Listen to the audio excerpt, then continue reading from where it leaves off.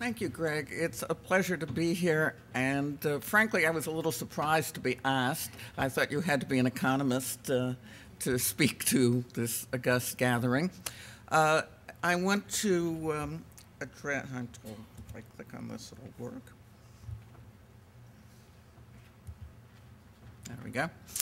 I want to address, as Greg already told you, the question of equity in relationship to capturing the value of capturing increases in the value of land. I want to start out with a quote from Henry George. As I'm sure you all know, the Lincoln Land Institute was founded on the premise that Henry George's ideas could be expounded, could be researched, and the endowment here, I think, was for that purpose. So I have this quote which I think captures George's intention, and I'm going to actually read it. The wide-spreading social evils which everywhere oppress men amid an advancing civilization spring from a great primary wrong, the appropriation as the exclusive property of some men of the land on which and from which all must live. From this fundamental injustice flow all the injustices which distort and endanger modern development, which condemn the producer of wealth to poverty and pamper the non-producers in luxury, which rear the tenement house with the palace, plant the brothel behind the church, and compel us to build prisons as we open new schools. Well, George's fundamental idea was that this was an injustice. Not that it was an inefficiency, but that it was an injustice.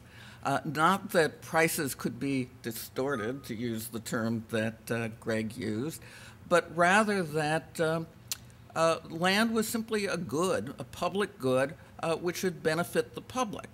And I think it's important to bear in mind that this was his concern, that equity was his concern, not simply efficiency, although he did have efficiency concerns as well. Now, in the book that I published last summer, The Just City, I attempt to provide a philosophical framework for what I call urban justice. I use the works of well-known philosophers to provide this rather abstract framework. The most famous, I suppose, is John Rawls, a Harvard professor whose work has been much, well, there's a whole industry in the development of Rawls's argument. And the reason that Rawls has had such a profound effect on thought in the last century is because he attempted to establish justice as a primary value based not on sentiment, based not on natural law, not based on God, but rather within the framework, in fact, of contemporary economic thought.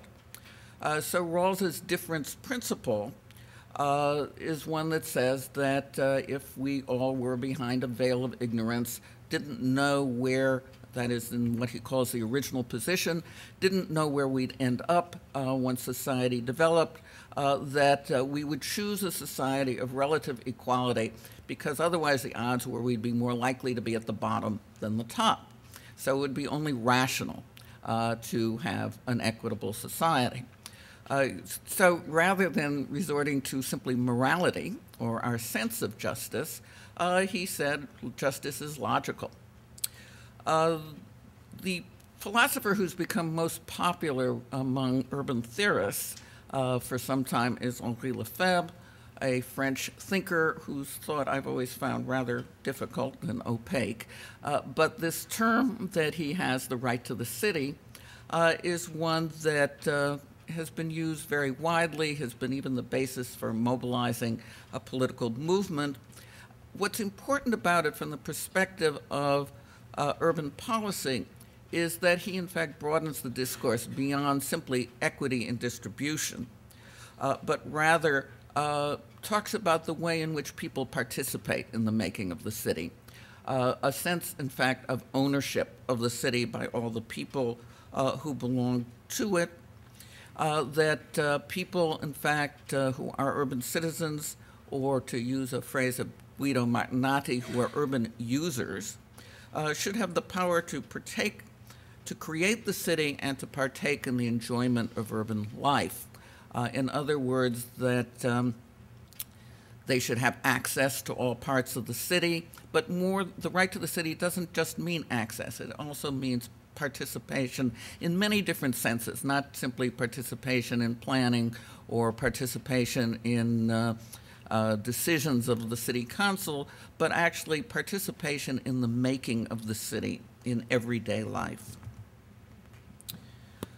Now, the argument that I make in my paper is that it's only in public ownership of land that the equity ambition of Henry George can be fully realized. Although there are various methods of capturing or recapturing value increases in land, if it's under private ownership, it can only be partial, even if the public has created this increase in value. And then to have equity consequences, this can only occur under certain additional conditions. That simply the public receiving the return on land is no guarantee that that return will be used to promote equity. In fact, often it is used, especially in TIF situations, for quite the opposite. On the other hand, the political obstacles to public ownership, especially within the United States, but interestingly not in other capitalist countries necessarily, the political obstacles to it mean that this ideal solution will rarely be reached. And I'll talk about some of the political issues that have arisen around attempts to produce a public return. Now, for economists, efficiency tends to be the holy grail. And one of the things I was interested in an earlier volume published by Lincoln Land is the extent to which efficiency became the criterion for examining value capture.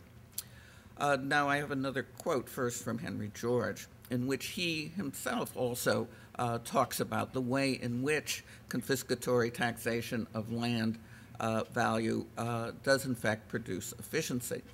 He says, treating land as private property stands in the way of its proper use. Were land treated as public property, it would be used and improved as soon as there was a need for its use or improvement, but being treated as private property, the individual owner is permitted to prevent others from using or improving what he cannot or will not use or improve himself. Well, we, of course, especially in the United States, are familiar with the checkerboard pattern of sprawl, where land adjacent to developed property is not developed. This seems an inefficient use of land. However, we don't necessarily want to develop land. We have, in fact, all kinds of other ways of preventing development, from taxing agricultural uses less, to providing conservation districts of various kinds. Fully developed land is not necessarily what we want. The use of green belts, for example, or the Green Heart in the Netherlands, are all statements that even though this would be, from a purely economic point of view, a logical place for expansion, that we don't want it.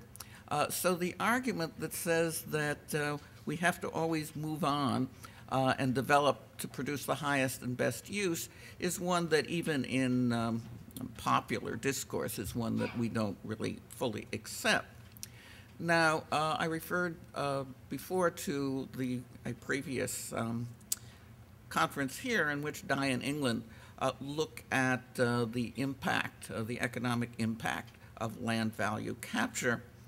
And what's interesting about their article, and I don't mean to stereotype economists, but perhaps I do, is that they begin by citing George's concern with social inequality. That's the opening paragraph, and then immediately move on to talk about whether or not a high land tax is efficient or not. And in fact, the whole article is about efficiency, quote, in the light of modern economic theory.